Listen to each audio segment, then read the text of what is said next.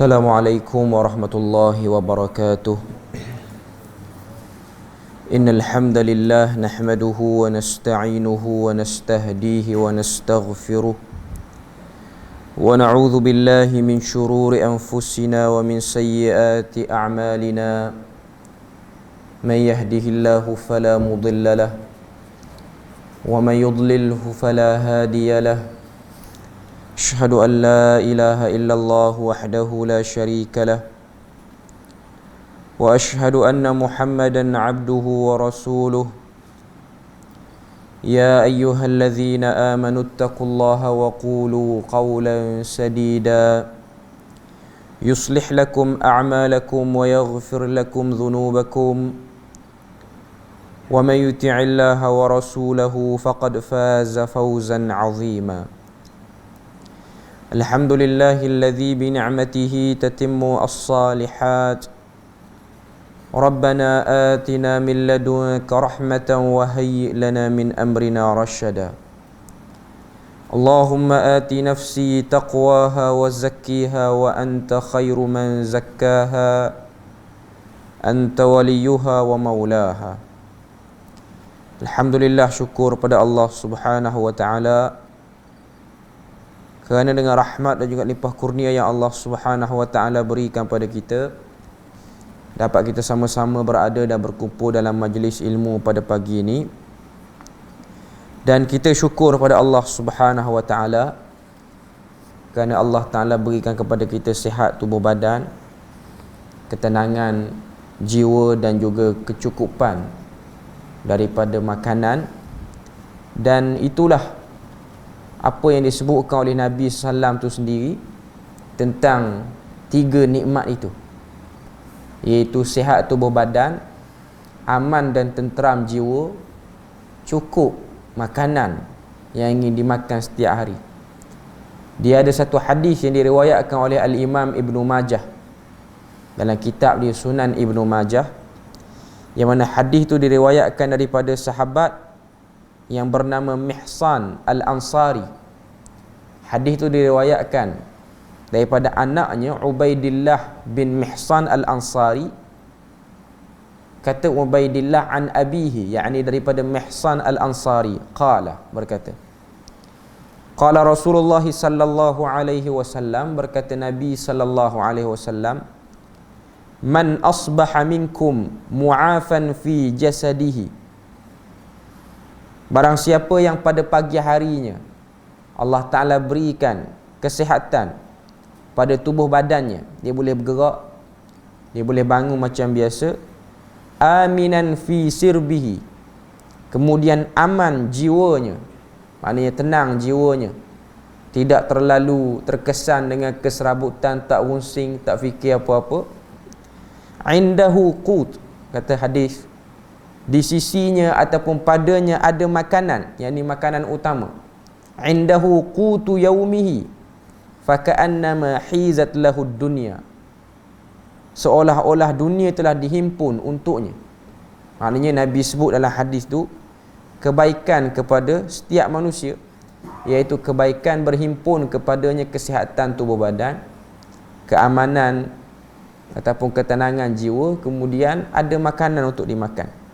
Jadi itu antara nikmat-nikmat yang menimbulkan rasa qanaah ataupun rasa cukup di atas sekalian rezeki yang Allah Ta'ala berikan kepada kita semua. Okay. Jadi insya-Allah pagi ini kita akan sambung lagi perbahasan daripada risalah 40 amalan mudah menurut sunnah. Dan yang pagi ini, pada pagi ini kita masuk pada amalan yang ke-16. Amalan yang ke-16 ialah doa kepada pengantin. Doa kepada pengantin ataupun orang yang baru kahwin. Hadis yang diriwayatkan oleh Al-Imam Abu Dawud, dan hadis ini dinilai sebagai hadis yang sahih. Barakallahu laka wa baraka alaika wa jama'a bainakuma fi khair. Ucapan kepada orang yang baru berkahwin ialah dengan mengucapkan kalimah yang berbunyi barakallahu lak, semoga Allah Ta'ala memberkati kepadamu, wa baraka alaika, dan ke atasmu, wa jama'a bainakuma fi khair, serta menghimpunkan kamu berdua, iaitu pengantin lelaki dan perempuan dalam keadaan kebaikan. Pengajaran daripada hadis yang pertama, sunat bagi orang yang berjumpa dengan pengantin untuk mendoakan pengantin dengan doa ini. Jadi para ulama sebut ini ialah bacaan yang disunnahkan dan sunat kepada kita untuk kita sebut bila mana kita pergi ke majlis perkahwinan, majlis kenduri kahwin.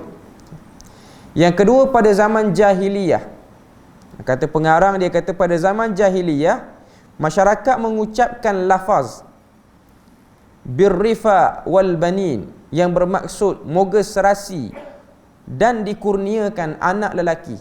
Ini ucapan zaman jahiliyah, iaitu zaman sebelum kedatangan Nabi sallallahu alaihi wasallam membaiki ataupun membetulkan balik amalan-amalan masyarakat Arab.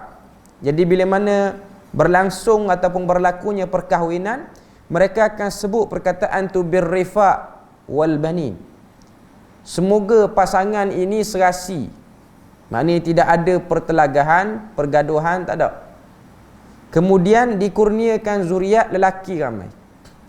Dan kalau kita tengok ucapan ni, dia bukanlah hanya diucapkan pada zaman jahiliyah saja, dan dia taklah berhenti bila mana Nabi dah hajar yang betul tu. Masyarakat Arab jahiliyah pun berhenti buat tu. Masyarakat Arab zaman Nabi mungkin berhentilah yang ikut Nabi. Cuma zaman kita ni pun masih ada orang Arab yang sebut perkataan ni di majlis dia orang. Birrifa wal bani. Memang kata apa, konsep yang agak kuat, iaitu nak supaya bila mana kahwin ni dapat ramai anak lelaki tu tak dapat dinafikan. Masih lagi ada di kalangan masyarakat Arab. Walaupun Nabi SAW sendiri banyak cerita tentang kelebihan dan bersabar sekiranya dapat ramai anak perempuan, dan Nabi cerita kelebihan orang yang jaga dan pelihara anak perempuan betul-betul. Tapi walau macam mana pun, kepercayaan tentang rasa kuat kalau ada anak lelaki, rasa gagah kalau ada ramai zuriat lelaki, tak dapat dikikis semua, masih lagi ada. Bahkan masyarakat mana-mana bangsa pun, orang Melayu pun mungkin ada juga sikap ataupun konsep seperti itu, birrifa wal banin. Itu orang kata apa, dia punya ucapan. Cuma kita masyarakat Melayu ni, kita punya ucapan tu taklah macam masyarakat Arab jahiliyah ni. Cuma yang jadi masalah kita ni ialah doa tu. Doa-doa tu diganti dengan doa-doa yang tidak warid daripada Nabi dan tidak diketahui asal doa tersebut. Biasa kalau tengok dulu, sekarang ni tak pasti. Sebab sekarang ni orang kalau nak undang majlis perkahwinan, dia macam kurang dah guna kad. Orang banyak guna hantar WhatsApp je sekarang ni. Tambah pula zaman Covid ni, terhad sikit nak pergi majlis kahwin tu. Dulu zaman-zaman ada kad wangi ni, edar rumah ke rumah, dia ada satu doa yang telah design siap atas kad tu. Engkau satukanlah, ya Allah, engkau satukanlah hati kedua mempelai ini seperti mana telah engkau satukan hati Adam dan Hawa. Okey lagi lah doa tu, masih okey lagi. Lepas tu dia sebut lagi, seperti mana telah engkau satukan Nabi Sulaiman dan juga Balqis. Tu dah start ada problem dah sikit. Seperti mana engkau satukan Yusuf dan Zulaikha, pun ada problem juga. Dua pasangan tu dia ada problem sikit, sebab dari segi sejarah dan dari segi sirah belum jelas menunjukkan Nabi Yusuf dan Zulaikha tu berkahwin. Bahkan kau tengok dalam Quran memang tak sebut langsung. Tapi doa tu lama dah juga masyarakat kita ni dia tak peduli sangat. Bila mana buat kad kahwin tu, doa tu memang ada. Designer tu memang orang tak tegur dia, jadi doa tu pun kira okey lah kot. Maknanya lama lah saya kira daripada zaman kita kecil-kecil dulu selalu tengok kad kahwin yang tulis doa tu. Tak ditegur, tidak ada apa-apa pembaharuan. Cuma doa tu Kalau setakat Adam dan Hawa tu okey lah lagi. Memang dua orang tu pasangan suami isteri lah. Tapi Zulaikha dengan Yusuf ni tak ada riwayat yang dia orang kahwin lepas pada tu. Sama juga dengan Sulaiman dan Bilqis, walaupun ada riwayat tapi kurang kuat. Riwayat tu kurang kuat.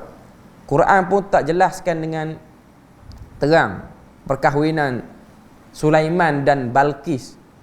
Walaupun nama betul dia ialah Malikatu Sabak dalam Quran, iaitu Ratu Sabak. Dan kau tengok catatan para ulama sirah, dia sebut nama yang betulnya ialah Bilqis dengan baris bawah, tapi kita baca dengan Balqis. Tak ada masalah pun isu tu. Cuma doa tu dia tidak datang daripada riwayat yang jelas. Bahkan Nabi SAW ajar pada kita, inilah doa dia.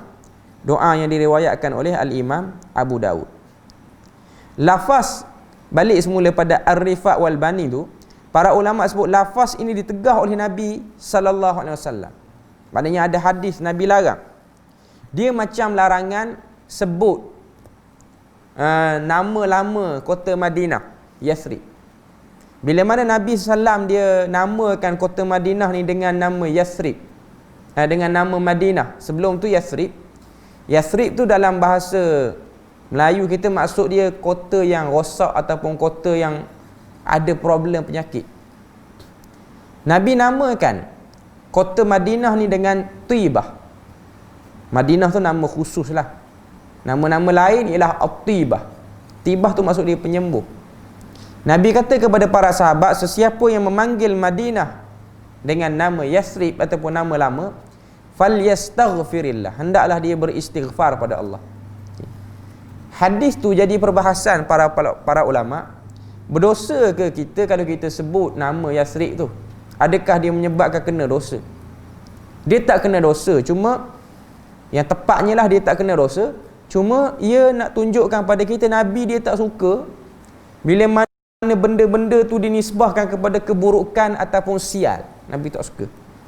Sebab perkataan Yathrib tu dia merujuk kepada suasana kota Madinah sebelum Nabi hijrah sebagai sebuah tempat yang di mana kawasan tu penyakit berjangkit banyak, kawasan tu tak bersih, kawasan tu pula ramai orang yang berpenyakit. Jadi Nabi tak suka namakan tempat tu dengan buruknya keadaan.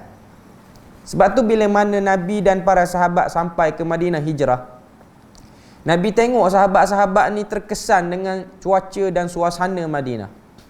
Ada sahabat yang demam, ada sahabat yang sakit, batuk-batuk dengan sebab sampai ke Madinah yang mana udara Madinah tak sama dengan udara Mekah. Nabi berdoa pada Allah Ta'ala supaya diangkat mudarat dan juga diangkat penyakit berjangkit yang ada di Madinah ni. Maka Allah Ta'ala masuk ke dalam mimpi Nabi. Nabi tengok seorang perempuan tua berjalan keluar daripada Madinah menuju ke Juhfah, menuju ke kawasan nama dia Juhfah. Sebahagian riwayat sebut Juhfah, sebahagian riwayat sebut Yamamah. Keluar daripada kota Madinah. Nabi cerita pada para sahabat, Nabi kata semalam aku bermimpi seorang perempuan tua, pakaian dia buruk lusuh, keluar daripada Madinah menuju ke Juhfah dan juga Yamamah. Apa takbir mimpi itu? Apa maksud pada mimpi itu? Kata Nabi SAW, itulah petunjuk penyakit berjangkit ni keluar daripada kota Madinah, benda-benda buruk ni keluar pada kota Madinah. Okay. Jadi start pada itulah Nabi larang panggil kota Madinah ni dengan nama Yathrib. Okay. Jadi dalam isu kalau orang kahwin sebut birrifa' wal banin, dia ada beberapa pandangan ulama. Ada 3 kumpulan sini. Okay. Dia sebut sini yang pertama, sebahagian ulama menyatakan bahawa sebab ia dilarang kerana lafaz ini tidak mengandungi doa kepada Allah maupun zikir. Bahkan ianya hanyalah harapan yang tidak disandarkan kepada doa. Itu yang disebutkan kumpulan pertama. Sebab apa larang sebut birrifa' wal bani? Sebab dia ucapan umum. Dia tidak, orang kata apa, ucapan doa yang khusus. Bahkan dia lebih kepada ucapan yang bersifat adab sahaja. Adat masyarakat. Dia bukan benda yang orang kata apa ada nilai sangat. Maknanya dia jadi satu perkara yang biasa saja. Dia macam orang kita lah kahwin. sebut semoga bahagia hingga ke anak cucu. Dapat cucu cerai. Sebab sampai situ ya. Doa sampai situ. Adalah saya ingat ada seorang ustaz dia tegur. Orang Melayu kita ni kalau kahwin sebut semoga bahagia sampai ke anak cucu. Ustaz tu kata takkan sampai cucu je. Sampai cucu kahwin lain. Okay. Tak jadi. Sampai ke akhir hayat. Itu yang tepat. Tapi perkataan tu bukanlah memaksudkan supaya kawan tu dapat cucu cerai. Cuma dia macam perkataan yang orang selalu sebut. Orang dah buat lagu dah benda tu. Asal lagu orang kahwin je semoga bahagia sampai ke anak cucu. Dia tak akan sebut cicit apa semua, dia tak akan sebut. Panjang jadi lirik lagu tu. Okay. Jadi dia sebut sampai takat tu je. Uruf keadaan sebut anak cucu tu orang faham lah. Sampai ke bila-bila lah. Okay. Cuma perkataan ada di sana yang lebih baik lagi. Iaitu doa yang Nabi riwayat ni lah, yang Nabi sebut dalam riwayat Abu Daud ni. Okay. Pandangan yang ketiga, sebahagian ulama berpandangan bahawa sebab larangan ialah kerana ia harapan menginginkan anak lelaki semata-mata, dan ianya memberi isyarat kebencian masyarakat kepada anak perempuan. Itu kumpulan kedua. Masyarakat jahiliyah sememangnya tidak menyukai anak perempuan. Sebab dalam perkataan tu sebut birrifa wal banin. Tapi ada sebahagian ulama yang membolehkan sebut perkataan ni. Maknanya dia tak larang secara total. Dia kata perkataan banin tu, dia dalam masyarakat Arab dia tidak bermaksud anak lelaki. Tapi boleh jadi ia ialah lafaz umum. Lafaz yang menunjukkan kebiasaan kalau sebut dia akan sebut lelaki dulu. Walaupun maksudnya ialah lelaki dan perempuan. Ada yang kata macam itulah. Okay. Tapi kita tahu bahawasanya masyarakat Arab ni memang dia ada satu konsep suka ke anak lelaki berbanding anak perempuan. Macam kita sebut tadi di awal tadi, konsep tu tak hilang lagi dalam masyarakat. Sebab tu ada satu rancangan TV. Saya tengok rancangan TV tu bual bicara dengan seorang tokoh, Syekh Abdul Aziz At-Tarifi, seorang ulama hadis daripada Arab Saudi, masih hidup lagi, muda lagi, tak sampai 40-an ataupun dah sampai 40 usia dia. Dia cerita tentang hadis-hadis berkaitan orang yang ada anak perempuan lebih daripada 3 orang. Nabi cerita tentang kelebihan mana-mana orang yang ada anak perempuan dan dia jaga baik-baik, anak perempuan tu menjadi penghalang kepada dia untuk masuk ke dalam neraka. Maknanya anak perempuan tu jadi penghalang. Lalu ada satu orang lelaki buat panggilan dalam rancangan tu. Lelaki tu daripada Riyadh, Arab Saudi, orang kaya. Dia cerita pengalaman dia, dan dia pun percayalah dengan konsep nak anak lelaki berbanding anak perempuan. Dia cerita dia kahwin. Bila mana dia kahwin, isteri dia mengandung anak pertama. Mengandung anak pertama, lahir, beranak, dapat anak perempuan. Dia okey, tak ada masalah. Lepas tu mengandung balik pada tahun seterusnya. Anak yang kedua, anak perempuan juga. Masih okey lagi. Keluarga dia okey, keluarga lelaki okey, keluarga perempuan okey. Masyarakat kawan-kawan pun okey. Beranak kali yang ketiga, perempuan lagi. Pada waktu tu ayah dia sendiri macam dah ada sikap yang kurang selesa. Bila mana datang bertandang, sebab orang Arab ni hari Jumaat dia akan balik. Dia akan balik sama keluarga dia ada makan. Makan-makan besar lah sama keluarga dia. Ayah dia dah start cakap dan banding dia dengan adik-beradik yang lain. Kita tengok abang kamu yang sulung, anak lelaki dia 7, 8. Kamu dapat 3 orang anak, 3-3 perempuan. Dia terasa masyarakat kita ni, dia bukan masyarakat kita, sebahagian orang dia suka bercakap macam tu, menyebabkan orang jadi tak selesa cakap dengan cara macam tu, dan orang jadi depression cakap dengan macam tu. Dia cakap dengan isteri dia, dia kata lepas ni saya harap dapat anak lelaki. Lepas tu beranak balik yang keempat, anak perempuan juga, 4 orang perempuan. Isteri dia ni dah perasan dia ni jadi lain macam, layanan tu lain macam sebab 4 orang perempuan. Lepas daripada tu, anak yang kelima pun perempuan. Anak kelima perempuan. Dia dah ancam isteri dia. Dia kata, lepas ni kalau beranak, la af'alannak bi kaza wa kaza. Dia kata pada isteri dia. Ni zaman kita ni, bukan zaman Nabi apa semua. Dia kata, kalau kamu beranak lepas ni dapat anak perempuan, aku akan buat sekian dan sekian. Ancaman lah tu. Cerai ke, pukul ke, boleh jadi. Anak yang keenam perempuan juga. 6 orang direct perempuan. Dia pergi berjabat tutup muka, malu sebab anak perempuan. Sebab orang dah duk bercakap, apa bos ni semua anak perempuan, tak ada anak lelaki. Siapa yang nak ganti syarikat ni nanti? Tapi kita kena tahu, Arab Saudi ni walaupun dia orang ada sikap tak suka, bukan tak suka, maknanya kurang selesa dengan orang perempuan, dia lebih kepada orang lelaki. Tapi kita kena tahu, kebanyakan kekayaan ataupun hasil perusahaan di negara Arab Saudi ni, pemilik dia perempuan. Bahkan JPJ negara dia keluarkan kenyataan, bila mana 2-3 tahun lepas kerajaan Arab Saudi benarkan orang perempuan bawa kereta. Sekian lama orang perempuan tak bawa kereta, tak boleh bawa kereta. Tak boleh bawa kereta sampai bila lama lah, agak lama. Maknanya 2-3 orang raja dia punya undang-undang. Datang Raja Salman yang ada sekarang ni, peraturan boleh bawa, perempuan boleh bawa kereta. Perempuan boleh bawa kereta. Okay. Bila mana JPJ dia keluarkan, Jabatan Pengangkutan Jalan dia keluarkan senarai perempuan boleh bawa kereta, rupa-rupanya orang perempuan lagi ramai memiliki kenderaan di Arab Saudi berbanding lelaki. Nama tu daripada zaman tak boleh bawa kereta lagi. Pemilik, maknanya atas seorang perempuan ada sampai 30-40 kenderaan didaftarkan atas nama dia. Orang Arab biasa 30-40 ni bilangan yang biasa. Jadi orang kalau kereta rosak, dia orang tinggal tepi jalan, dia orang tak baiki lah.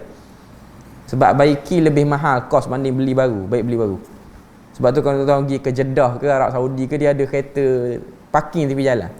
Kereta tu ditinggalkan oleh pemilik dan dia orang tak berminat dengan kereta tu. Itu biasa. Jadi perempuan lagi banyaklah memiliki harta. Sebab tu kalau tengok orang Arab bila mana dia kahwin, dia ada mahar, tuntutan mahar yang sangat tinggi. Mahar muajjal dipanggil. Mahar muajjal ni ialah mas kahwin yang tidak mesti diberikan waktu akad nikah. Cuma kita buat perjanjian ni lah, waktu akad nikah tu. Dia kena tunaikan dalam beberapa tahun. Maknanya dia buat perjanjian dengan keluarga yang dia nak kahwin tu, berapa tahun, dia kena lunaskan dia punya akad tu ataupun mahar. Mahar di Arab Saudi ni tuan-tuan, mahar paling common RM45,000 paling common. Itu orang kata apa, bukan hangus sekali dengan majlis tak. Mas kahwin sahaja. Tak masuk majlis, tak masuk sewa dewan apa semua, tak masuk. Okey. Dan rate biasa RM60-70,000 sampai ke RM100,000 Saudi. Itu mahar saja. Itu mahar umum. Sehingga menyebabkan sebahagian besar orang muda sana ramai tak dapat kahwin dengan sebab mahar yang terlalu tinggi. Saya ingat adat ni bukan Arab Saudi aja, bahkan Jordan pun sama. Lepas tu dia letakkan syarat rumah mesti ada saiz-saiz dia tersendirilah rumah tu. Dan rumah tu mesti dah ada perabot komplit. Tak ada perabot, kira tak jalan lah perkahwinan tu. Lepas tu majlis kahwin tu pula kena buat dalam beberapa hari, sampai 3 hari ataupun 4 hari. Dan dia ada majlis-majlis yang rumit lah. Majlis rumit. Kalau tengok perkahwinan orang Arab ni, dia lagi rumit pada masyarakat Melayu. Lepas tu nak pinang tu tak boleh tengok muka. Ni Arab Saudi lah, Jordan saya tak pasti.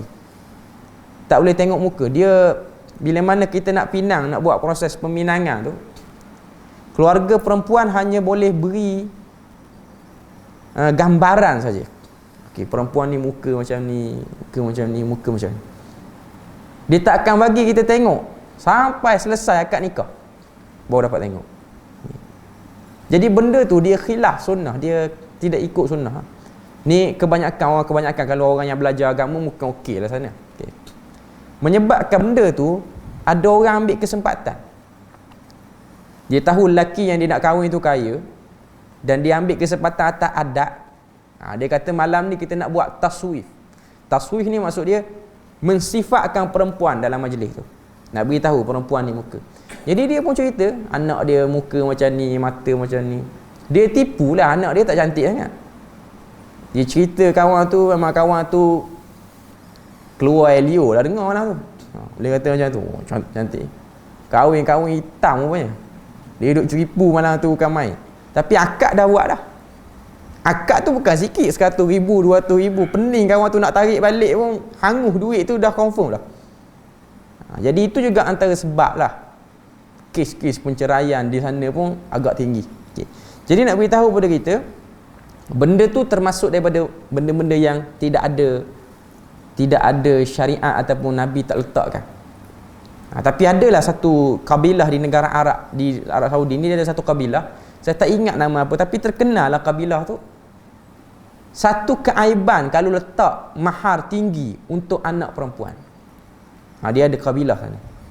Tapi ujung-ujung lah dekat dengan sepadan Yaman. Kita tengok artikel tu dia tulis, dia kata kebanyakan perempuan sini dikahwinkan mas kahwin dia, mahar dia paling tinggi 2 rial Saudi. Tak akan lebih pada tu. Majoriti 1 rial. 1 rial boleh Boleh sangat lah kahwin. Okay. Ada RM1 boleh kahwin tu. Okay. Cuma nak beritahu adalah kabilah yang macam tu ada. Dia mudahkan urusan tu, wujud. Benda tu wujud. Okay. Balik pada cerita tu tadi. Cerita yang 7 orang dapat anak orang 6 tu. Masuk anak yang ke-6 tu dia kata kepada isteri dia. Isteri dia dah mengandung kali yang ke-7. Dia kata pada isteri dia, kalau kamu beranak apa pada ni, dapat anak perempuan, aku cerai kamu. Pasti aku cerai kamu. Jadi isteri dia jadi tak senang sebab tak tahu. Kita bukan boleh tahu jantina ni. Cuma isteri dia berdoa pada Allah Ta'ala supaya suami dia ni dapat terima hakikat kita kahwin ni ramai anak perempuan. Jadi takdir Allah, mungkin Allah Ta'ala makbulkan doa isteri dia. Isteri dia pun berusaha pada Tuhan. Lepas tu beritahu pada suami dia tentang kelebihan ramai anak perempuan tu semua ni. Jadi pada malam tu kata suami dia tu, dia duduk cerita dalam perbualan telefon tu lah. Pada satu malam tu aku tidur dan aku lihat dalam tidur tu aku dihisap di hadapan Allah Ta'ala. Dan bila mana Tuhan hisap, clearnya, bersihnya, aku ahli neraka dalam mimpi tu. Maknanya amalan kejahatan aku banyak dan memang aku terpaksa masuklah neraka. Okay. Bila mana malaikat bawa nak hantar aku ke neraka. Neraka ni dia ada 7 pintu. Laha sab'atu abwab. Dalam Quran sebut neraka ada 7 pintu. Okay. Jadi pintu pertama tu dihalang oleh anak sulung dia yang perempuan. Tak dapat masuk. Malaikat bawa ke pintu yang kedua. Anak kedua tahan. Pintu ketiga, anak ketiga tahan. Pintu keempat, anak keempat tahan. Pintu kelima, anak yang kelima tahan. Pintu keenam, anak yang keenam tahan. Nak masuk pintu ketujuh, dia pun tersedar daripada tidur dia. Bangun pada tidur. Dia pun angkat tangan berdoa, ya Allah jadikanlah anak ketujuh tu perempuan. Tak nak lelaki. Sebab boleh jadi yang ketujuh tu penghalang kepada pintu neraka yang ketujuh. Okay. Allah Ta'ala nak beri hidayah pada manusia ni macam-macam. Cuma nak beritahu dia kata konsep nak kepada anak lelaki tu masih ada dan masih kuat. Okay. Dan Nabi sendiri memang digelar dengan gelaran yang kurang baik sebab Nabi ni ramai anak perempuan. 3 je anak lelaki. 7 orang anak Nabi tu 4 perempuan. Sehingga Nabi digelar dengan gelaran abtar. Abtar ni terputus nasab. Inna syani'aka huwal abtar. Yang gelar tu siapa? Ayah kepada Amru. Nama dia Al-As bin Wa'il. Amru bin Al-As bin Wa'il. Yang gelar pada Nabi tu Al-Abtar. Abtar tu maksud dia orang yang tak kuat lah. Dari segi batin tak kuat. Lepas tu nasab pun tak gagah. Tak kuat nasab dia. Sebahagian ulama' berpandangan sebab larangan ialah kerana lafaz ucapan ini terlalu khusus, iaitu harapan supaya pasangan pengantin serasi dan mendapat anak lelaki. Sedangkan lafaz yang sunnah lebih sempurna dan luas. Ini kerana tidak semestinya semua pasangan akan bahagia dengan kewujudan anak lelaki. mendoakan keberkatan untuk pengantin lebih umum dan lebih baik serta fleksibel. Ini pandangan para ulama. Seluruhnya yang ketiga dia sebut sini daripada pengajaran hadis, lafaz doa yang diajarkan oleh Nabi SAW lebih sempurna kerana ia mengandungi doa keberkatan kepada pengantin.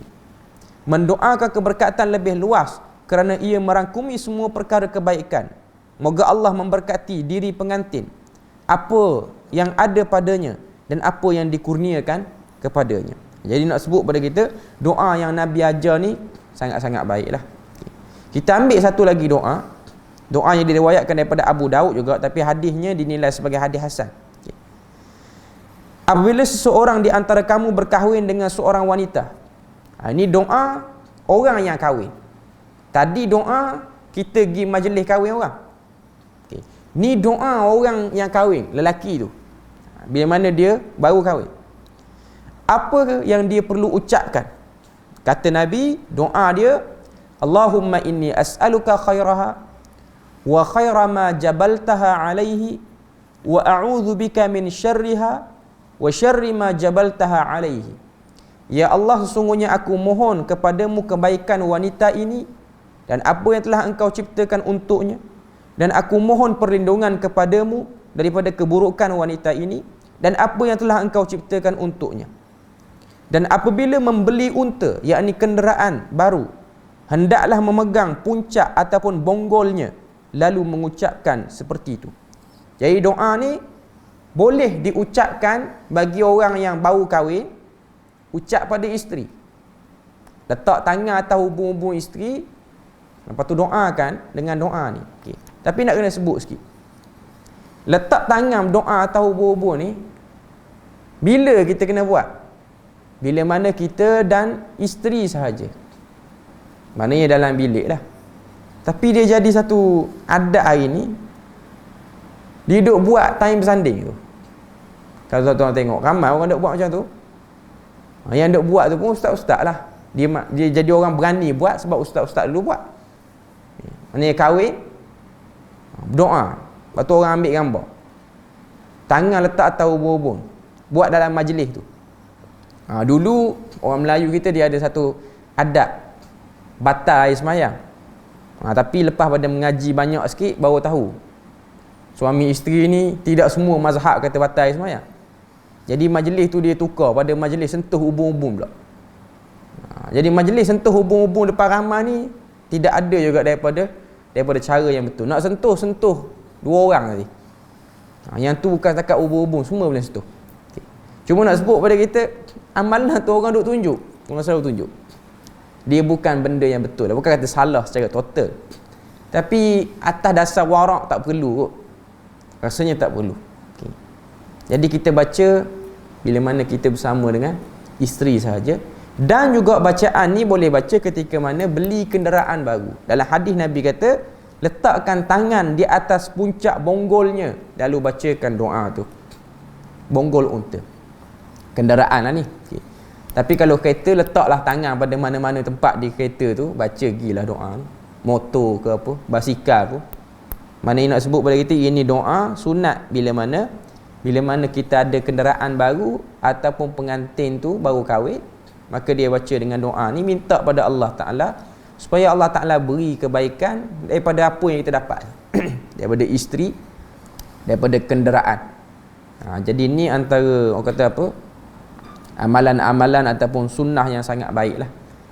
Ada pun amalan-amalan yang selain pada tu, amalan menyarungkan cincin apa semua, saya tak kata salah. Cuma dari segi keutamaan dia tidak utama sangat lah. Okay. Tapi bagi saya lah, saya selalu teringat lah kata-kata guru saya. Dia sebut, dia kata tanda kewarakan seseorang tu ialah pada majlis perkahwinan dia. Bila mana kita tengok seseorang tu, tambah-tambah ustaz ke ataupun orang yang ada title lah agama, nak tengok kemuncak dia punya apa yang dia belajar tu dia amal, ialah pada majlis kahwin dia. Kalau majlis kahwin dia sama macam orang kebanyakan, tak ada beza. Kalau dia orang belajar, dia pun pegang hubung-hubung juga, suap kep juga, tak apa, dia tak ada masalah untuk dalaman saja. Tapi bagi saya lah, saya rasa payah nak jaga supaya orang luar tak nampak time majlis tu. Orang memang nak tengok yang tu. Benda tu pun dia boleh membuka kepada ain sebenarnya, pandangan-pandangan yang tidak elok. Okay. Jadi majlis-majlis tu walaupun nampak suram, tapi ianya lebih menjagalah sebenarnya. Ianya lebih menjaga. Tapi saya tak naklah sampai menggelapkan terus pengantin perempuan tu, maknanya macam tak ada langsung sisi pengantin perempuan. Maknanya kau tengok cara yang paling terbaik lah. Ustaz Imran Ahmad dia ada tulis satu buku Perkahwinan Mengikut Sunnah. Iaitu pengantin bila mana dia kahwin, dia buat majlis makan tu, majlis walimah apa semua. Pengantin tu termasuk daripada orang yang menyambut tetamu sepatutnya.